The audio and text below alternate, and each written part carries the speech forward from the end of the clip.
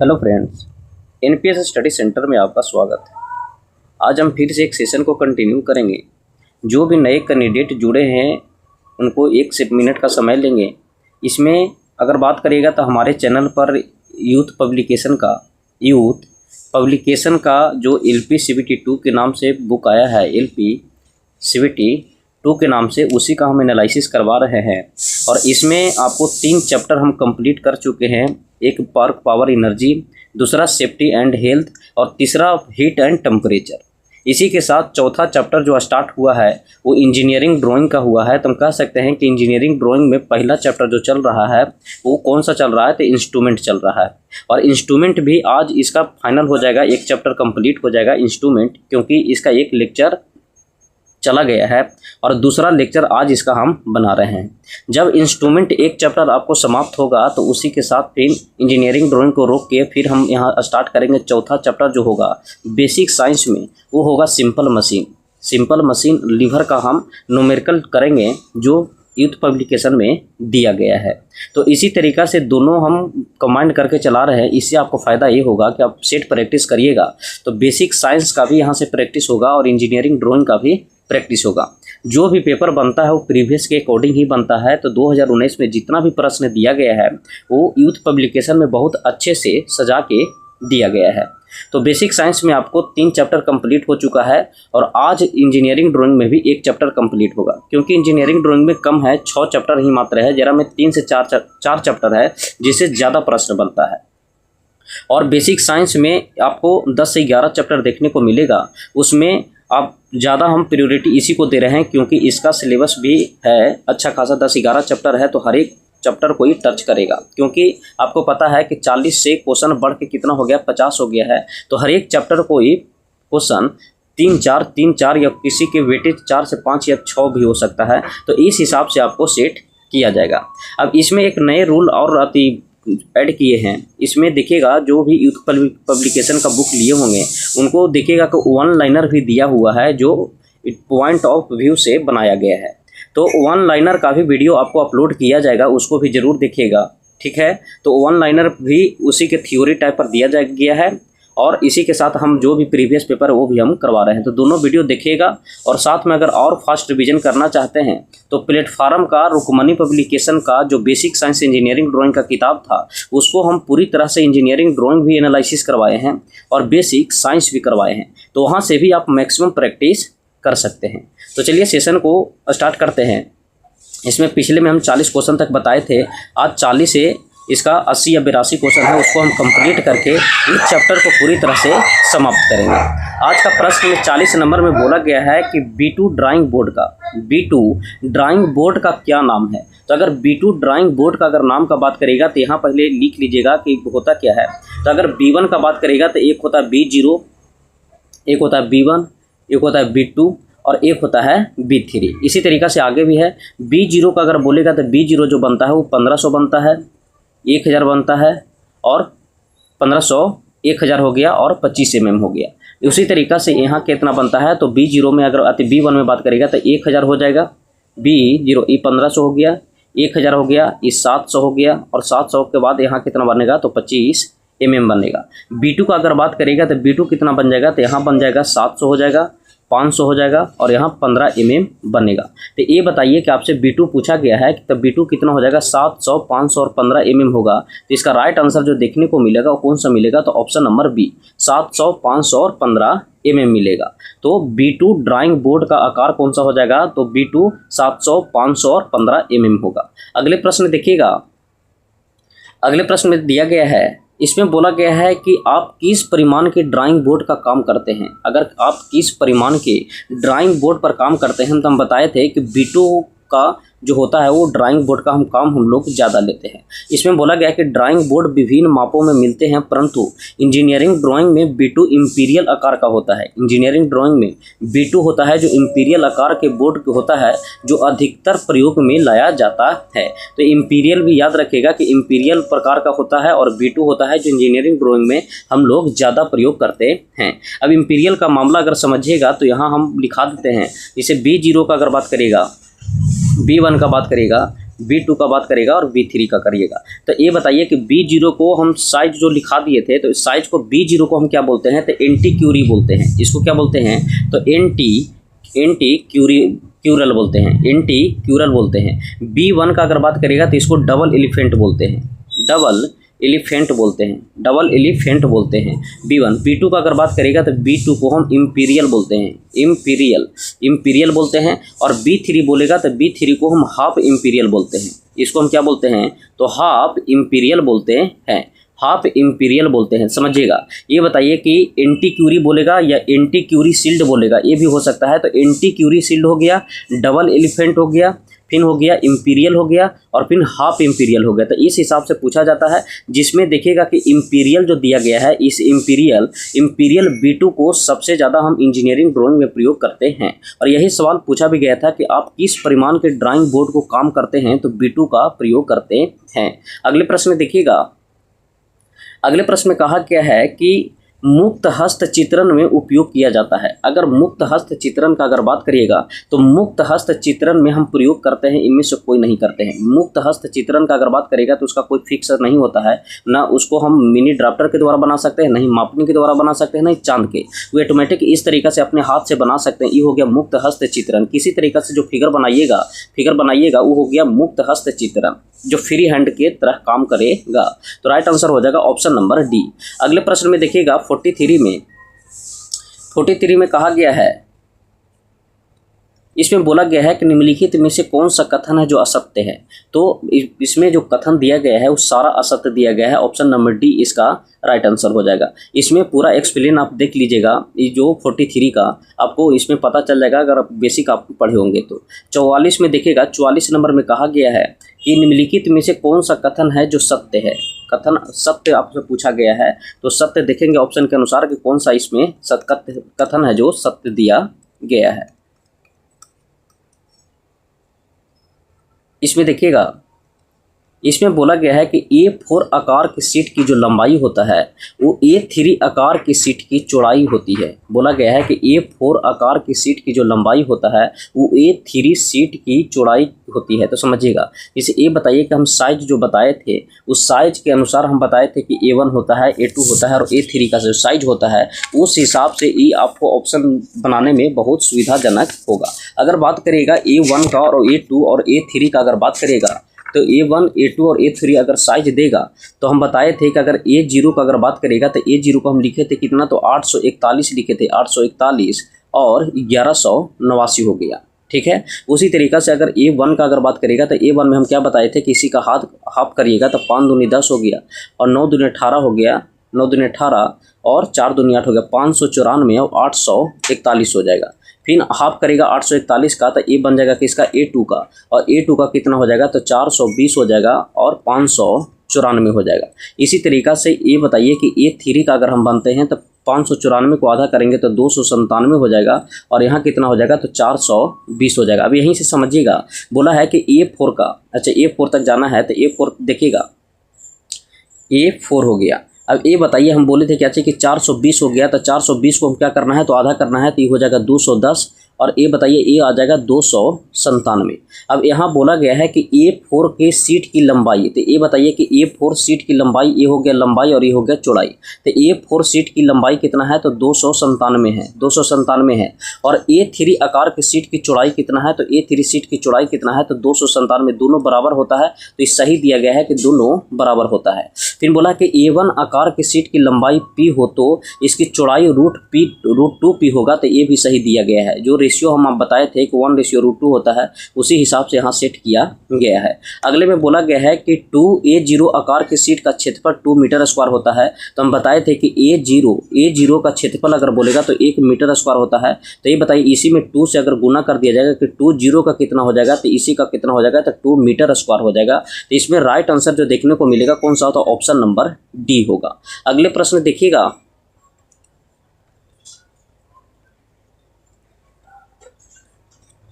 अगले प्रश्न में देखिएगा इस प्रश्न में कहा गया है, इसमें बोला गया है कि SP 46 2003 के अनुसार सभी आकार की ड्राइंग शीटों के प्रिंटों को सुरक्षित रखने के लिए ड्राइंग शीट पर किस प्रकार के चिन्ह दिए जाते हैं। बोला गया है कि SP 46 2003 के अनुसार सभी आकार की ड्राइंग शीट के प्रिंटों को सुरक्षित रखना है। किसको?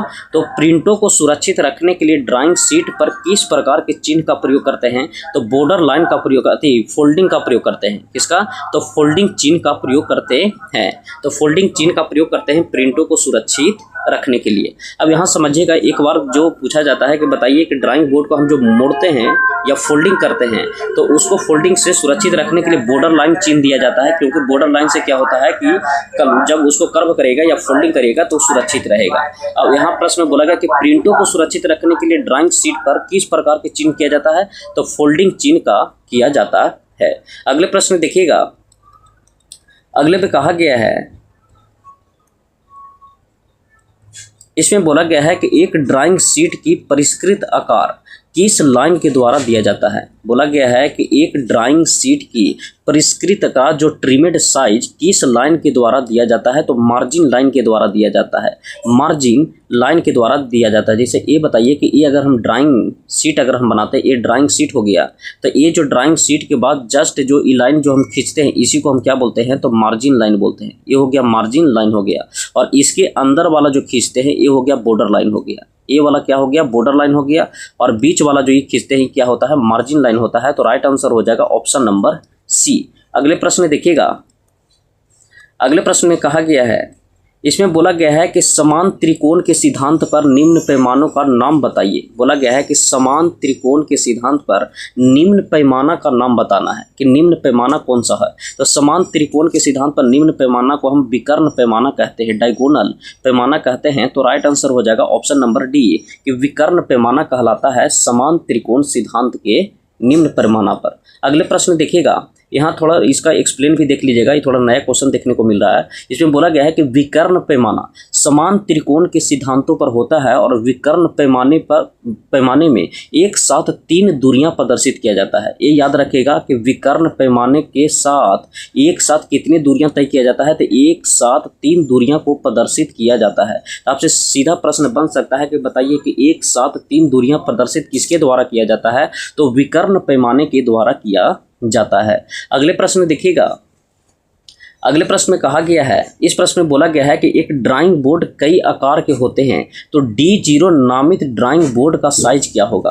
तो अगर D0 का अगर पूछेगा कि D0 का साइज क्या होता है तो D0 हम जस्ट आपको हम बताए थे कि 1500, 1000 और 25 mm होता है। तो राइट आंसर हो जाएगा ऑप्शन नंबर डी। अगले प्रश्न देखिएगा, अगले प्रश्न में कहा गया है कि फ्रेंच कर्व का प्रयोग हम किसके खींचने के लिए करते हैं या फ्रेंच कर्व का प्रयोग हम खींचने में होता है। तो फ्रेंच कर्व का जो हम प्रयोग करते हैं वो चक्राकार चाप या चक्राकार या दीर्घवृत्त करते हैं। तो किसी भी तरह का वक्र खींचने के लिए करते हैं। किसी यहाँ कर लीजिएगा, सुधार लीजिएगा, किसी भी तरह का वक्र खींचने के लिए करते हैं। एक अनियमितता को बताता है, ये एक अनियमितता आकार को खींचने के लिए किसका प्रयोग करते हैं? फ्रेंच कर्व का प्रयोग करते हैं। क्योंकि फ्रेंच कर्व वहाँ प्रयोग होता है जहाँ हम मिनी ड्राफ्टर हो या टी स्केल हो या सेट स्क्वायर के प्रयोग से हम नहीं खींच सकते हैं। इसीलिए फ्रेंच कर्व का देखिएगा उसमें साइज बना हुआ रहता है, उसको अनियमितता आकार को खींचने के लिए हम किसका प्रयोग करते हैं? तो फ्रेंच कर्व का प्रयोग करते हैं।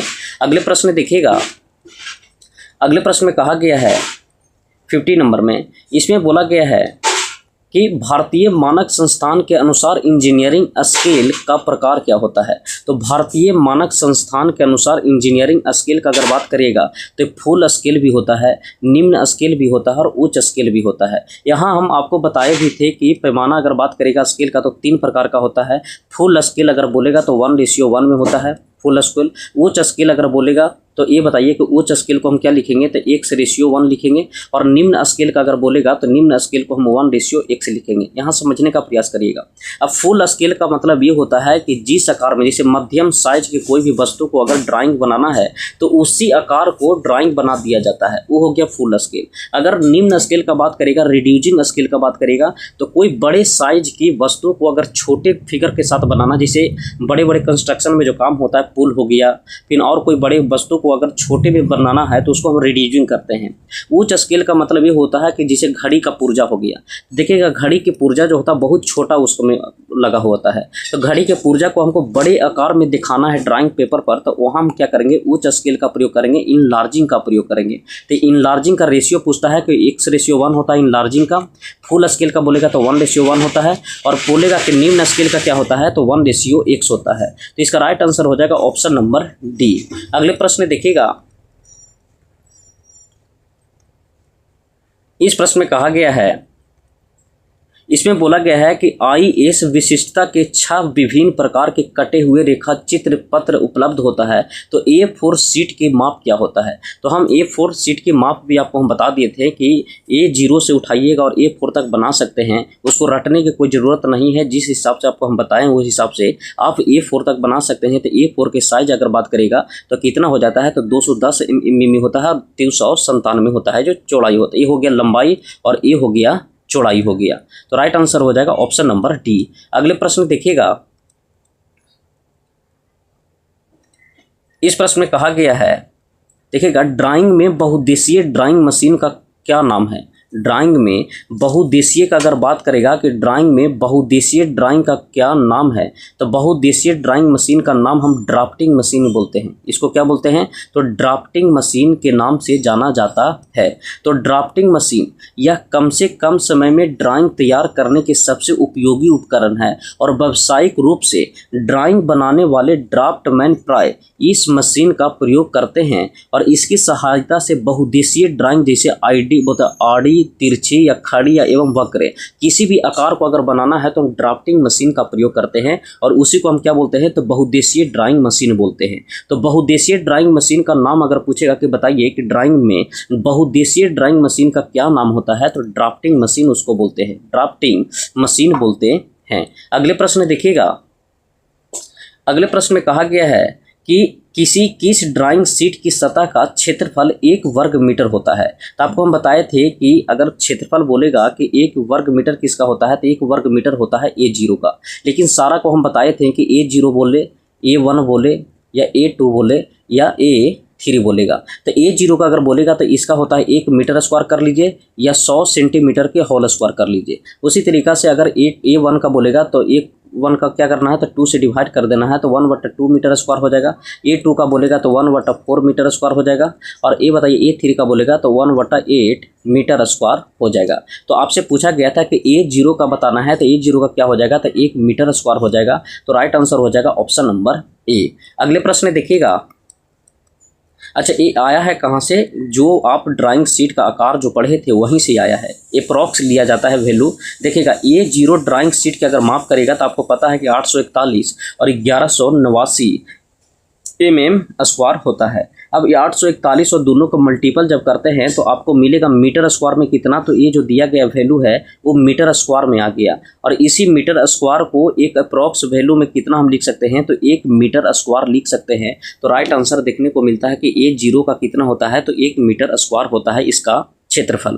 तो इसी का मल्टीपल करके बनाया गया, ई क्या है, मिलीमीटर में है। इसी को जब मीटर में कन्वर्ट करिएगा तो 10⁻⁻6 मीटर स्क्वायर हो जाएगा, और इसको जब डिसिमल को बैठाइएगा तो इस हिसाब से अरेंज करेगा तो किसके करीब जाता है, तो 1 मीटर स्क्वायर के करीब जाता है।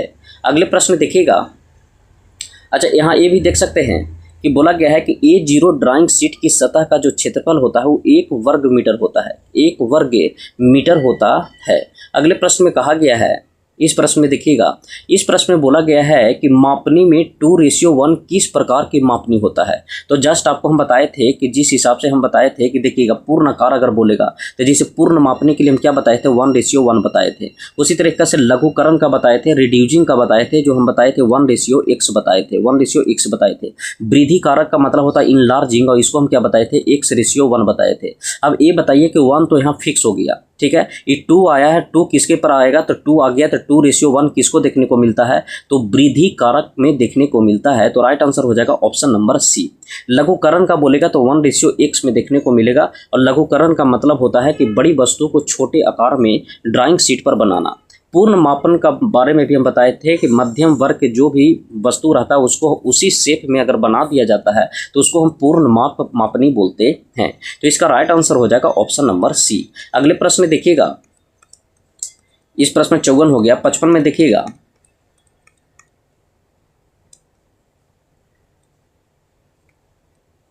इस प्रश्न में कहा गया है, इसमें बोला गया है कि 2H पेंसिल किस काम में आता है। अगर हम बात करते हैं 2H पेंसिल का, तो पेंसिल के बारे में समझिएगा कि पेंसिल का अगर ग्रेड बोलेगा तो पेंसिल का ग्रेड जो होता है वो 18 प्रकार के ग्रेड होता है, 18 प्रकार के। लेकिन प्रकार का अगर बात करेगा तो ये 18 ग्रेड का होता है, और प्रकार बोलेगा तो 3 प्रकार का होता है। अब 3 प्रकार में कौन कौन सा होता है, तो 3 में अगर बात करेगा तो पहला होता है जो कठोर होता है। अगर दूसरा बात करेगा तो दूसरा में कौन सा होता है, तो पहला कठोर हो गया, दूसरा हो गया नरम हो गया, और तीसरा अगर बात करेगा तो तीसरा जो होता है वो मध्यम का होता है। तो 3 प्रकार में होते हैं, कठोर, नरम और मध्यम। लेकिन ग्रेड का अगर बात करेगा तो 18 ग्रेड में होते हैं। कभी कभी क्या होता है कि 3 को ग्रेड मान लिया जाता है और 18 प्रकार मान लिया जाता है, तो इस हिसाब से ऑप्शन के अनुसार अरेंज कर लीजिएगा। तो इसमें 18 हो गया ग्रेड, और 3 प्रकार हो गया, कठोर हो गया, नरम हो गया और मध्यम हो गया। अभी तीनों पेंसिल के बारे में हम जिक्र करते हैं। अगर बात करिएगा कि नर्म पेंसिल में बोलेगा तो चलते हैं पहले कठोर पेंसिल का। तो कठोर पेंसिल का अगर बात करिएगा कि कठोर बताइए, तो कठोर पेंसिल में कौन सा होता है, तो 9H होता है, 8H होता है, 7H होता है, 6H होता है, 5H होता है और 4H होता है। ये हो गया कठोर में। अगर मध्यम वर्ग में बोलेगा कि बताइए कि मध्यम में कौन कौन होता है, तो मध्यम में वहाँ से उठाइएगा तो 3H हो जाएगा, 2H हो जाएगा, H हो जाएगा, और यहाँ से HB हो गया, एक सेकंड, यहाँ से H हो गया, F हो गया, HB हो गया और B हो गया। ये आपको कौन सा देखने को मिला, तो मध्यम का मिला। अगर बोलेगा कि बताइए कि मुलायम का कौन सा होता है, मुलायम में, तो मुलायम में बोलेगा तो मुलायम में B से छोड़े हैं तो यहाँ हो जाएगा 2B, ये हो जाएगा 3B, और इसी तरीक़ा से आइएगा तो यहाँ चल जाएगा क्या चीज़, 7B। अब यहाँ से बोलेगा कि सबसे ज़्यादा नरम कौन सा होता है, तो सबसे ज़्यादा नरम होता है 7B। ठीक है, मुलायम हो गया जो 3H से 2H, H हो गया, F हो गया और HB और B तक हो गया मुलायम। और अगर बोलेगा कि सबसे ज़्यादा कठोर कौन सा होता है, तो अगर कठोर का पूछे तो कठोर में सबसे ज़्यादा कठोर होता है 9H। सबसे ज़्यादा कठोर कौन सा होता है, तो 9H होता है। और सबसे ज़्यादा मुलायम कौन सा होता है, तो 7B होता है। सबसे ज़्यादा मुलायम बोलेगा तो 7B हो गया, और सबसे ज़्यादा कठोर बोलेगा तो 9H हो गया। अब कठोरता धीरे धीरे घटेगा, उससे कम हो गया 8H, उससे कम होगा 7H, उससे कम होगा 6H। तो इस हिसाब से आप अरेंज कर लीजिएगा। 6 का पेयर बनता है 36 18 का। 2H पेंसिल आपसे पूछा गया था, तो 2H पेंसिल में क्या होता है कि कम दिखने वाली लाइन खींचने के लिए प्रयोग करते हैं। कम दिखने वाली लाइन को खींचने के लिए प्रयोग करते हैं। तो राइट आंसर इसमें देखने को मिलेगा ऑप्शन नंबर C। अगले प्रश्न देखिएगा। अगले प्रश्न में कहा गया है, बोला गया है कि फ्रेंच कर्व का प्रयोग किया जाता है। अगर फ्रेंच कर्व का अगर बात करिएगा तो हम बताए थे कि अनियमित वक्र खींचने के लिए हम किसका प्रयोग करते हैं, तो फ्रेंच कर्व का प्रयोग करते हैं। तो राइट आंसर हो जाएगा ऑप्शन नंबर C। अगले प्रश्न में देखिएगा। इस प्रश्न में कहा गया है, इस प्रश्न में बोला गया है कि ड्राइंग बोर्ड कई भागों से बना हुआ है, उनमें से एक भाग बैटन होता है। तो बैटन का उद्देश्य क्या होता है, तो अगर बैटन का अगर बात करेगा तो बैटन का उद्देश्य जो होता है वो वार्पिंग को रोकना होता है और स्ट्रिप्स को सपोर्ट करना होता है। वार्पिंग और स्ट्रिप्स का मतलब समझिएगा।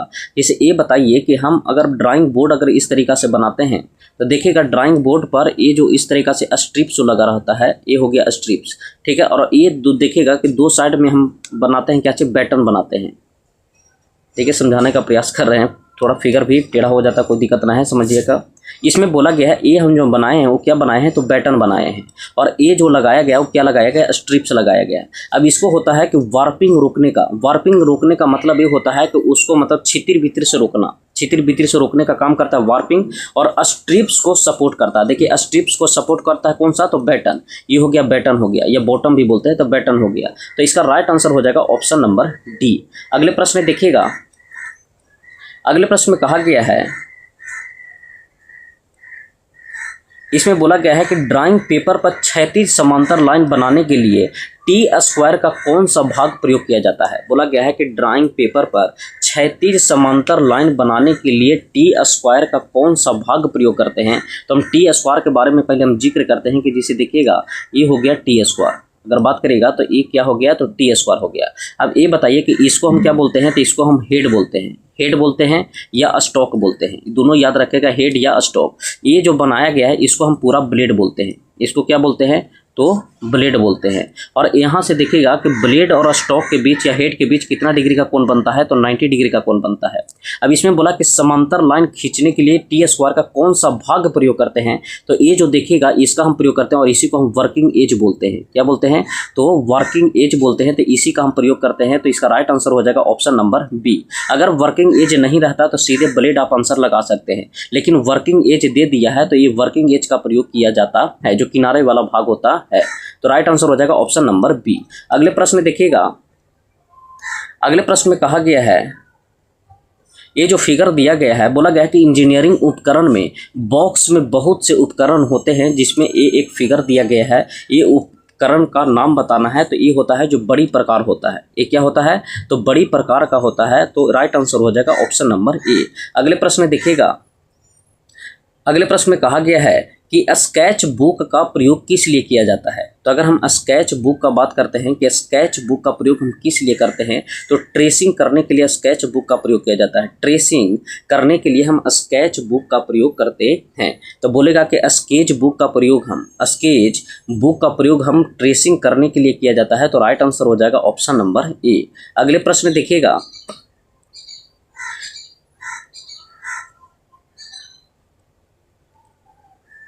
इस प्रश्न में देखिएगा, इसमें बोला गया है कि A0 और A1 साइज के ड्राइंग शीट के बॉर्डर की चौड़ाई कितनी होती है। जैसे A0 और A1 की साइज की ड्राइंग शीट की बॉर्डर की अगर चौड़ाई बोलेगा तो बॉर्डर की चौड़ाई होता है 20 mm। और 20 mm कहाँ लिया जाता है, तो बाईं साइड लिया जाता है। जैसे ये बताइए कि ड्राइंग शीट ये हम बनाए हैं, तो ड्राइंग शीट में इस साइड जो होता है, बाएं साइड होता है, उसको हम कितना लेते हैं, तो 20 mm लेते हैं। और बाद बाकी ये सब नीचे और इस साइड जो बचेगा वो हम कितना लेते हैं, तो 5 mm लेते हैं। तो याद रखिएगा कि A0 और A1 साइज के ड्राइंग शीट की बॉर्डर की चौड़ाई हम कितना लेते हैं, तो 20 mm लेते हैं। तो राइट आंसर हो जाएगा ऑप्शन नंबर डी। अगले प्रश्न देखिएगा, अगले प्रश्न में कहा गया है कि निम्न में से कौन सा समूह सेट स्क्वायर में नहीं आता है। सेट स्क्वायर में एक फंडा समझिएगा कि सेट स्क्वायर जो बनाया जाता है वो 3 को बनाया जाता है। एक बनता है 30, 45 और 90 का बनता है, या 30, 45, 45 का बनता है। ये पहला हो गया। उसी तरीक़ा से अगर बात करेगा तो 30, 60 और 90 का बनता है। 30, 60 और 90 का बनता है। और इसमें क्या होता है कि सेट स्क्वायर में एक होता है कि 15 डिग्री का मल्टीपल होना चाहिए, 15 डिग्री का मल्टीपल होना चाहिए। तो राइट आंसर हो जाएगा ऑप्शन नंबर ए। अगले प्रश्न में देखिएगा, इसमें बोला गया है कि ड्राइंग शीट के चारों साइड पर सेंटर मार्क करने को क्या कहा जाता है। तो ड्राइंग शीट के चारों साइडों पर जो सेंटर मार्क हम करते हैं उसको हम मार्जिन बोलते हैं। सेंटर लाइन को हम क्या बोलते हैं, तो मार्जिन बोलते हैं। तो राइट आंसर हो जाएगा ऑप्शन नंबर ए। अगले प्रश्न देखिएगा, अगले प्रश्न में कहा गया है, इसमें बोला गया है कि ड्राइंग शीट की भुजाओं में कौन सा अनुपात होता है। तो ड्राइंग शीट की भुजाओं में अनुपात का अगर बात करेगा तो 1:√2 होता है। 1:√2 होता है। इसमें पूछता है कि लेंथ और ब्रेथ का रेशियो क्या होता है। तो लेंथ होता है जो √2 होता है, और ब्रेथ जो होता है वो क्या होता है, तो 1 होता है। तो उल्टा भी याद रखिएगा, लंबाई और चौड़ाई होता है। ड्राइंग शीट की भुजाओं के कौन सा अनुपात होता है, तो 1:√2 होता है। अगले प्रश्न देखिएगा,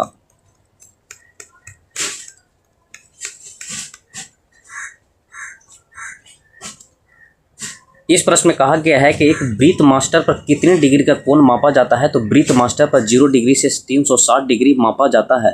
तो एक हो गया ब्रीथ मास्टर जो पूरा हो गया, ये पूरी तरह से गोलाकार का ब्रीथ मास्टर हो गया। अगर अर्ध गोलाकार में बोलेगा तो अर्ध गोलाकार में कितना होता है, तो 0 से 180 डिग्री में हम लेते हैं। तो राइट आंसर हो जाएगा ऑप्शन नंबर डी।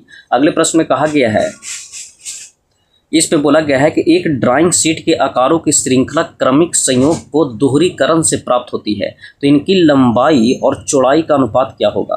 तो लंबाई और चौड़ाई का अनुपात क्या होगा, इसमें कहा गया है कि एक ड्राइंग शीट की आकारों की श्रृंखला क्रमिक योग के दोहरीकरण से प्राप्त होती है। तो इनकी लंबाई और चौड़ाई का अनुपात अगर बोलेगा तो 1:√2 होता है। अब यहाँ क्या होगा कि कुछ लड़कन का लगेगा, ये बताइए लंबाई और ब्रेथ का तो आप √2:1 लेते हैं। देखिएगा ऑप्शन के अनुसार आपको चलना है। कुछ होता है जो DRDO में होता है, जो दे दिया है 1:2, लेकिन LPCVT2 का जो प्रीवियस पेपर हुआ था पिछला बार 2019 में, वहाँ लंबाई को √2 लिया है और चौड़ाई को क्या लिया है, बेस का क्या लिया है, तो 1 लिया है। तो आपको रेलवे के अनुसार ही मानना होगा कि लंबाई और चौड़ाई क्या होता है, √2:1 होता है। तो इस हिसाब से तो DRDO में सेट किया गया था, लेकिन रेलवे ने किसको माना है, तो इसको माना है। तो राइट आंसर हो जाएगा ऑप्शन नंबर ए। अगले प्रश्न देखिएगा, अगले प्रश्न में कहा गया है कि ड्राइंग शीट के नीचे दाईं तरफ क्या बनाया जाता है। तो जैसे ये बताइए कि ड्राइंग शीट हो गया, और ड्राइंग शीट के देखिएगा नीचे तरफ होता है, इसी को हम टाइटल ब्लॉक कहते हैं। इसको हम क्या बोलते हैं, टाइटल ब्लॉक करते हैं। तो राइट आंसर हो जाएगा ऑप्शन सी। और इसका साइज बोलेगा तो 185 और 65 होता है। इसका साइज भी याद रखेगा, 65 गुने 185 इसका साइज होता है किसका, तो टाइटल ब्लॉक का दाईं तरफ नीचे की ओर होता है। अगले प्रश्न देखिएगा, अगले प्रश्न में कहा गया है कि SP 46 2003 के अनुसार सभी प्रकार के ड्राइंग शीट के प्रिंटों को सुरक्षित रखने के लिए किस प्रकार के चिन्ह बनाए जाते हैं। बोला गया है कि SP 46 2003 के अनुसार सभी प्रकार के ड्राइंग शीट के प्रिंटों को सुरक्षित रखने के लिए किस प्रकार के चिन्ह बनाए जाते हैं। तो बॉर्डर लाइन चिन्ह बनाए जाते हैं, बॉर्डर लाइन का चिन्ह बनाए जाते हैं। तो राइट आंसर हो जाएगा ऑप्शन नंबर डी। अगले प्रश्न देखिएगा फोल्डिंग के लिए, देखिए दो यहाँ से थोड़ा समझिएगा। अगर फोल्डिंग के लिए बोलेगा भी, अगर फोल्डिंग के लिए बोलेगा कि फोल्डिंग के लिए किसका प्रयोग करते हैं, तो बॉर्डर चिन्ह का प्रयोग करते हैं फोल्डिंग के लिए भी। अगर प्रिंटों को सुरक्षित रखने के लिए भी प्रयोग करते हैं तो किसका करते हैं, तो बॉर्डर चिन्ह का ही प्रयोग करते हैं। तो राइट आंसर हो जाएगा ऑप्शन नंबर डी। अगले प्रश्न देखिएगा, अगले प्रश्न में कहा गया है कि रंगीन ड्राइंग शीट को क्या सीमितता होती है। तो देखिएगा कभी भी कोई भी ड्राइंग जो बनता हो सफ़ेद पेज पर बनता है, रंगीन पर नहीं बनता है। रंगीन पर नहीं बनने के कारण क्या होता है कि यह रेखाओं में उभार का बाधक होती है, वो उभार उस पर आने लगता है, इसलिए रंगीन पेपर को नहीं लिया जाता है। तो राइट आंसर हो जाएगा ऑप्शन नंबर ए। अगले प्रश्न देखिएगा, अगले प्रश्न में कहा गया है, इसमें बोला गया है कि निम्न में से किस पेपर पर बनी ड्राइंग ब्लूप्रिंट कही जाती है। बोला गया है कि निम्न में से किस पेपर पर बनी ड्राइंग है जो ब्लूप्रिंट होता है और ब्लूप्रिंट कही जाती है, उसको अमोनिया पेपर को कहा जाता है, अमोनिया पेपर को कहा जाता है। तो बोला किस पेपर पर बनी ड्राइंग है जो ब्लूप्रिंट कही जाती है, तो अमोनिया पेपर पर बनी वो ब्लूप्रिंट कही जाती है। अगले प्रश्न देखिएगा, इस प्रश्न में कहा गया है, बोला गया है कि चित्र में प्रदर्शित पेंसिल की लेड किस प्रकार की होती है। चित्र में प्रदर्शित पेंसिल का लेड जो होता है वो किस प्रकार की होती है। तो लेड जो दिया गया है उसको हम कोनिकल लेड कहते हैं, इसको क्या बोलते हैं, तो कोनिकल लीड बोलते हैं। तो राइट आंसर हो जाएगा ऑप्शन नंबर ए। यहाँ दिया भी गया है, एक्सप्लेन भी थोड़ा देख लीजिएगा इसका कोनिकल लेड के बारे में। इसमें कहा गया है कि चित्र में प्रदर्शित पेंसिल की लेड होता है जो कोनिकल लेड होता है, और पेंसिल की शंक्वाकार नोक होता है। देखिएगा शंक्वाकार नोक बनाया जाता है, और रेखाएं हैं जो रेखा चित्र या अक्षरांकन या अंशांकन तथा वक्रों को बनाने के लिए इसका प्रयोग किया जाता है। अगले प्रश्न देखिएगा, अगले प्रश्न में कहा गया कि निम्न में से किस कार्य को करने हेतु सॉफ्ट ग्रेड की पेंसिल उपयोग किया जाता है। बोला है कि निम्न में से किस कार्य को करने हेतु सॉफ्ट ग्रेड पेंसिल का उपयोग किया जाता है। तो सॉफ्ट ग्रेड में हम बताए थे कि गाढ़ी रेखाओं को बनाने के लिए सॉफ्ट ग्रेड का प्रयोग करते हैं, और सबसे सॉफ्ट में कौन कौन था, तो 2B से लीजिएगा तो कहाँ तक चल जाएगा, तो 7B को हम सॉफ्ट ग्रेड बोलते हैं। और इससे क्या होता है कि इसे गाढ़ी बनाया जाता है। अगर आपको मोटा या गाढ़ा बनाना होगा तो सॉफ्ट का प्रयोग करिए, अगर पतली रेखाएं बनाना होगा तो कौन सा प्रयोग करना है, तो जो कठोर होता है जैसे 9H हो गया, 8H हो गया। इसी तरीका से यहाँ 4H तक देखिएगा तो ये होता है पतली बनता है। लेकिन अगर मध्यम बनाना है तो मध्यम के लिए हम बताए थे कि 3H 2H AH और HB और F का प्रयोग करते हैं जो मध्यम का होता है। लेकिन गाढ़ी रेखाएं खींचने के लिए किसका प्रयोग करते हैं, तो गाढ़ी रेखाएं खींचने के लिए आपको हम बताए थे कि मध्यम अति मध्यम नहीं सॉफ्ट पेंसिल का प्रयोग करते हैं। और सबसे ज़्यादा नर्म पेंसिल कौन सा होता है, तो 7B होता है, ये भी याद रखिएगा। यहाँ से प्रश्न बोलता है कि सबसे मध्यम कौन होता है, तो 7B होता है, और सबसे ज़्यादा कठोर कौन होता है, तो 9H होता है। अगले प्रश्न देखिएगा, अगले प्रश्न में कहा गया है कि पेंसिल की नोक में मुख्य संगठक कौन से होते हैं। पेंसिल के जो नोक आगे मुहे रहता है उसमें ग्रेफाइट और क्ले किया हुआ रहता है, तो ग्रेफाइट और क्ले होता है। तो राइट आंसर हो जाएगा ऑप्शन नंबर ए। अगले प्रश्न देखिएगा, अगले प्रश्न में कहा गया है, बोला गया है कि निम्न में से सबसे मुलायम ग्रेड की पेंसिल कौन सा होता है, जो NTPC फिटर 2014 में पूछा था। और जस्ट आपको हम बताए थे कि मुलायम का अगर बात करेगा तो 2B से लीजिएगा, 2B हो गया, 3B हो गया, लेके 7B, जो भी आपको ऑप्शन में मिल जाए उसको देखिएगा। मुलायम स्तर इस तरफ जाइएगा तो बढ़ेगा, ठीक है। सबसे ज़्यादा मुलायम बोलेगा तो 7B का होगा। अभी बताइए कि इसमें तो कौन सा हो जाएगा, तो 2B हो जाएगा। तो राइट आंसर हो जाएगा ऑप्शन के अनुसार कौन सा हो जाएगा, 2B हो जाएगा। अगले प्रश्न देखिएगा, यहाँ दिया भी गया है, समझिएगा। बोला गया कि 2B 3B 4B 5B 6B और 7B 2B दिए गए विकल्पों से सबसे मुलायम ग्रेड में विकल्प के अनुसार, लेकिन सबसे ज़्यादा अगर बोलेगा तो कौन सा होता है, तो 7B होता है। अगले प्रश्न में देखिएगा, अगले प्रश्न में कहा गया है, इसमें बोला गया है कि समांतर रेखाओं को रचना एवं निम्न में से किस उपकरण की सहायता से की जा सकती है। बोला कि समांतर रेखाओं की रचना जो होता है वो किससे होता है, तो मिनी ड्राफ्टर के द्वारा भी किया जा सकता है, टी स्क्वायर के द्वारा भी किया जा सकता है और सेट स्क्वायर के युग्म से भी किया जा सकता है। तो वही बोला है कि समांतर रेखाओं की रचना हम मिनी ड्राफ्टर से भी कर सकते हैं, टी स्क्वायर से भी कर सकते हैं, सेट स्क्वायर से युग्म से भी कर सकते हैं। तो सभी सहायता के से की जा सकती है। अगले प्रश्न देखिएगा। अगले प्रश्न में आपको मिलान करना है कि बताइए ड्राइंग का प्रयोग किए जाने वाले विभिन्न उपकरणों के लिए सही मिलान करना है। विभिन्न उपकरणों के लिए सही मिलान करना है। तो बड़ी कंपास के लिए हम बोले थे कि बड़ी कंपास होता है जो बड़े वृत्त खींचने के लिए किया जाता है। बड़े डिवाइडर का अगर बात करेगा तो रेखा को विभाजन करने के लिए किया जाता है, बड़े डिवाइडर का रेखा को विभाजन करने के लिए। और रूलिंग पेन होता है जो रेखाओं को इंक करने के लिए किया जाता है, तो रेखाओं पे इंक हो गया। फिर लेड केस होता है जो पेंसिल के लेड को रखने के लिए प्रयोग करते हैं, तो ये कहाँ चल जाएगा, तो 2 में चल जाएगा। तो ये बताइए कि ए का 3 हो गया और बी का आई भी हो गया। तो ए का 3 और बी का आई भी देखिएगा, ए का 3 एक ही ऑप्शन में देखने को मिला है। ये बताइए ए का 3 हो गया, बी का आई भी हो गया, सी का 1 हो गया, डी का 2 हो गया। तो राइट आंसर हो जाएगा ऑप्शन नंबर बी। यहाँ से भी आप देख सकते हैं, यहाँ जो दे दिया गया एक्सप्लेन किया हुआ है कि बड़ी कंपास का प्रयोग करते हैं बड़े वृत्त खींचने के लिए, बड़े डिवाइडर का करते हैं रेखा को विभाजन करने के लिए, रूलिंग पेन का प्रयोग करते हैं रेखाओं को इंक करने के लिए, और लेड केस का प्रयोग करते हैं पेंसिल की लेड रखने के लिए। अगले प्रश्न देखिएगा।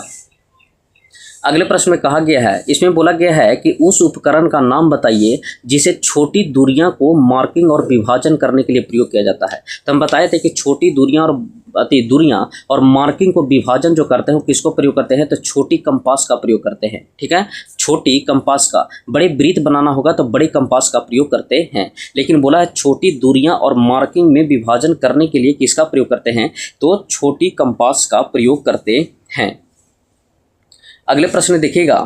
अगले प्रश्न में कहा गया है, बोला गया है कि मिनी ड्राफ्टर निम्न में से किस उपकरण के अतिरिक्त बाकी सभी उद्देश्यों की पूर्ति कर सकता है। जैसे मिनी ड्राफ्टर का अगर बात करते हैं कि मिनी ड्राफ्टर, तो मिनी ड्राफ्टर में हम आपको बताए थे कि मापनी का भी काम कर लेता है, स्केल का, प्रोटेक्टर का भी काम कर लेता है और सेट स्क्वायर का भी काम कर लेता है, लेकिन ये कंपास का प्रयोग नहीं किया जाता है। तो हम कह सकते हैं कि मिनी ड्राफ्टर 3 का काम कर सकता है, मिनी मापनी का कर सकता है, सेट स्क्वायर का भी कर सकता है और प्रोटेक्टर का, मतलब तीनों को काम मिनी ड्राफ्टर सिंगल कर देता है, लेकिन कंपास का काम वो नहीं करता है। तो इसका राइट आंसर हो जाएगा ऑप्शन नंबर डी।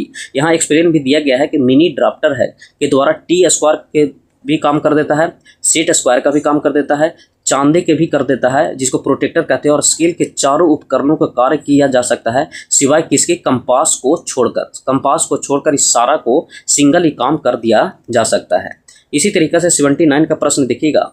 बोला गया है कि मिनी ड्राफ्टर की दोनों भुजाएं किस कोण पर जुड़ी होती है। तो देखिएगा मिनी जो ड्राफ्टर होता है वो दोनों भुजाएं जो जोड़ता है वो 90 डिग्री के कोण पर जुड़ता है, 90 डिग्री के कोण पर जुड़ता है। तो राइट आंसर हो जाएगा ऑप्शन नंबर बी। अगले प्रश्न देखिएगा। अगले प्रश्न में कहा गया है, दोस्त बता देते हैं कि इंस्ट्रूमेंट का अगर बात करेगा तो इंस्ट्रूमेंट हम प्लेटफार्म का जो रुक्मणी पब्लिकेशन बेसिक साइंस किताब जो लाया था उसमें हम इंस्ट्रूमेंट हो या प्रोजेक्शन हो या आपको लाइंस हो बहुत अच्छे ढंग से हम समझाएं एक्सप्लेन करके। तो अगर आप नहीं देखे हैं तो वीडियो को जरूर देखेगा, उसका प्ले लिस्ट में बना हुआ है रुक्मणी पब्लिकेशन का। इसमें प्रश्न में देखिएगा, इस प्रश्न में कहा गया है, बोला गया कि नीचे दिए गए चित्रों में कौन सा फ्रेंच कर्व है। तो फ्रेंच कर्व का अगर बात करेगा तो देखिएगा फ्रेंच कर्व होता है ये, ऑप्शन नंबर सी, यह फ्रेंच कर्व है। अगले प्रश्न देखिएगा।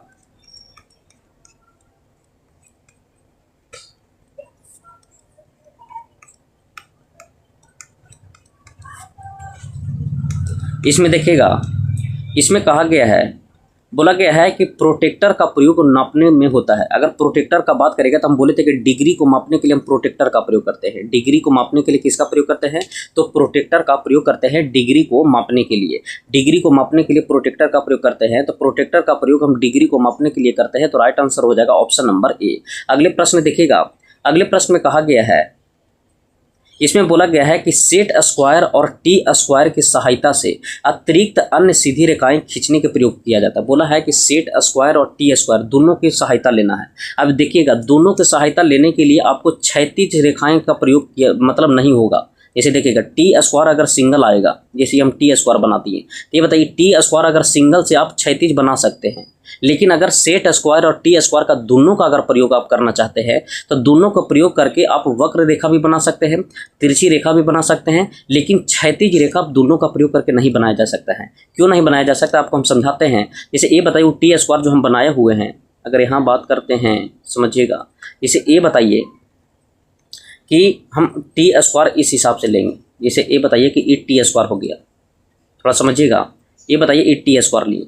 अब ये बताइए कि यहाँ अगर हम सेट स्क्वायर लेते हैं, ये हो गया एक सेट स्क्वायर हम ले लिए, ये सेट स्क्वायर ले लिए। अब ये बताइए कि यहाँ तो वक्र इन या इंक्लाइंड भी खींचा जा सकता है, ठीक है, तिरछा लाइन भी खींचा जा सकता है, लेकिन ये बताइए जो हॉरिजेंटल जो खींचना रहेगा, क्षैतिज खींचना रहेगा, वो इससे नहीं खींचा जा सकता। क्या? क्यों? इन दोनों के बीच में आप खींच ही नहीं सकते हैं, इसको हटा के आप खींच सकते हैं। जैसे अगर हम सेट स्क्वायर को हटा देते हैं, सेट स्क्वायर को हटा देते हैं, तब आप आसानी से क्षैतिज लाइन खींच सकते हैं, लेकिन दोनों को मिला के आप क्षैतिज लाइन नहीं खींच सकते हैं। इसीलिए बोला गया है कि सेट स्क्वायर तथा टी स्क्वायर की सहायता से किसके अतिरिक्त, मतलब उसको छोड़ के, क्षैतिज को छोड़ के अन्य सीधी रेखाएं खींचने में प्रयोग किया जाता है।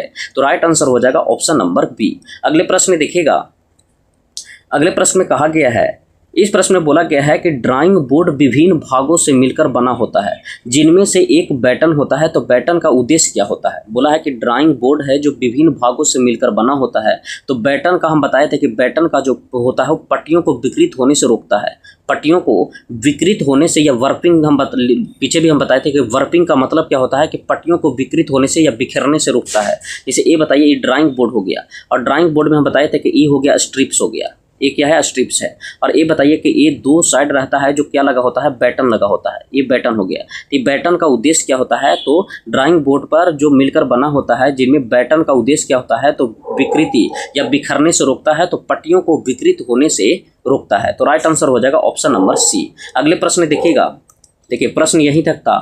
आपको हम इंस्ट्रूमेंट अगर बात करेगा तो इंस्ट्रूमेंट में हम 83 क्वेश्चन करवाए हैं, 83, और प्लेटफार्म में इस चैप्टर से कलब लगता है कि 250 प्लस क्वेश्चन करवाए हैं। तो जिसको फास्ट रिवीजन करना है वो देख सकते हैं, क्योंकि अभी ऐसा ना सोचेगा कि 5 से 10 क्वेश्चन या 5 क्वेश्चन या 6 क्वेश्चन बनेगा बेसिक इंजीनियरिंग ड्राइंग से, क्योंकि अभी 40 से क्या हो गया है 50 क्वेश्चन हो गया।